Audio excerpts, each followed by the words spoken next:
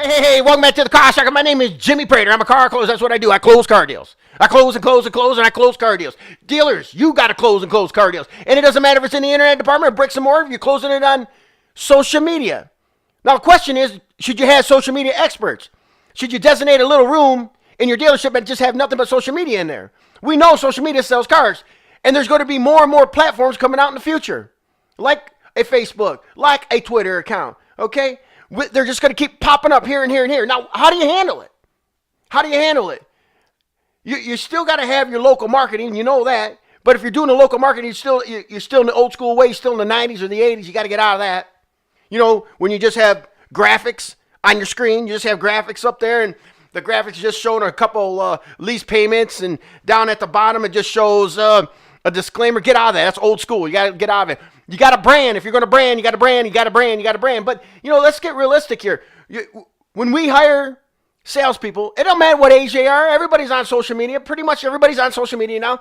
You hire based on how are you on social media. But you got to be careful, because let's say you have somebody in there that they're at parties and they're at bars and they're doing some crazy stuff. Do you really want them talking to your customers? Or if you hire a social media expert, if they're an expert, what's a social media expert? I don't know. I mean, that's pretty tough to say. Just somebody who knows what they're doing, right? But let's say you hire somebody who's so-called an expert in social media. They may just go work directly for the manufacturers or big companies, because big companies are designating rooms for the social media. So we're kind of stuck between a rock and a hard stone right now, right? We're right in the middle of everything. So what I'm thinking, and it's working, and I know a couple dealers that are doing this, is make sure you're monitoring your salespeople's social media sites. I know it's hard to do. I know it's very hard to do, but if they got some guy in there taking his shirt off and pouring beer all over him and they just think it's cool, you have to talk to your salespeople. Do you want a social media site for business, or do you want a social media site for pleasure? If you want one for pleasure, that's a completely different story. You don't want them on your social media network. You don't want them near you. If you want one for only business, then go business. But that's the mentality of what a salesperson might want to think about. Think about business. Think about business. Think about your social media for business. I mean, are you focused on making money? Do you have the energy to make money? It's tough. It's tough. And it's easy when somebody hits you up. You say, yeah, automatically I'm going to be their friend. But you got to be careful nowadays. Because let's say you're talking to a customer on social media, and they look you up on social media and they see something wild and crazy, they may not want to do business with you. Or if they see something political, they may not want to do business with you. A sports team, they may not want to do business with you. If you're a hunter and they're anti-guns, they may not want to do business with you. So it's very difficult. It's really difficult. Now, if they have a cute little puppy, everybody thinks everybody has a cute little puppy. People are just going to go, oh, I want to do business with them. Again, now, internet department, BDC, now we have social gathering locations for social media at your dealership. Isn't that crazy? Think about it. BDC now, internet department, and social media department. So it's all three things that's kind of complicated. It's no secret that that's how everybody's selling cars. But the salespeople have to control their own social media site. I can remember when cell phones first started coming out and being real strong, dealers were really leery about letting salespeople put their cell phones on their business card. Realistically, we don't even need business cards, right? But they're still nice to have. It's a nice little feature to have. But if you're walking out on a lot and you just card somebody and they walk away, that's a problem too.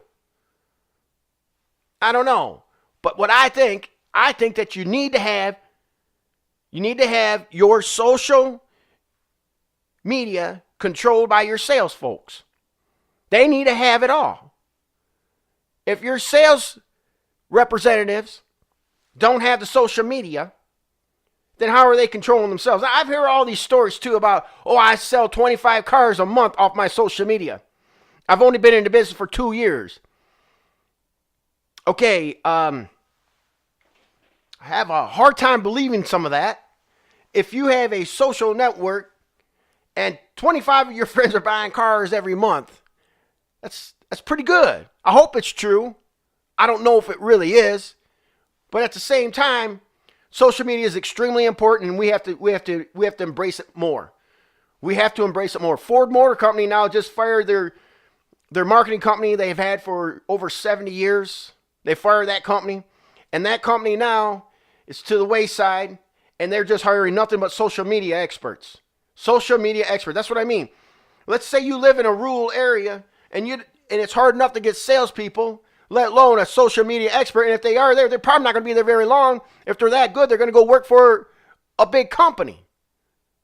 So dealers, you've got to do some decision making right now. You got to figure out how you're going to do that. Personally, I think the BDC of these lead processors that are in there, they need to go. I think you just need to get hybrid salespeople in there, along that control the dealers' social media. They have their own social media, and every salesperson has their own social media.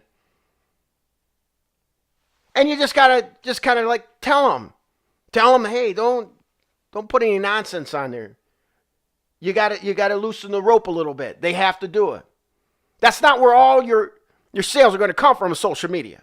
This video is just about social media, and I didn't touch on every little detail of it because you could have a discussion on it. It could go on for weeks. But it's something that you need to start thinking like right now, like yesterday. You got to make moves. If you just have lead processors in your internet department / BDC, they got to go. If you like this video, please share it and like it and send it around. If you like to subscribe to the video, I'd appreciate it. Subscribe to it. And hit that little bell button down there too. You hit that little bell every time I upload a new video, you'll be notified. Now listen, I want you to be jazzed up next time you go talk to a customer. Be jazzed up. Have some energy, high energy. Once you have high energy, the sales going down. It's going down, okay? All right. Now my name is Jimmy Prater. Do yourself a favor and go close something. Yeah!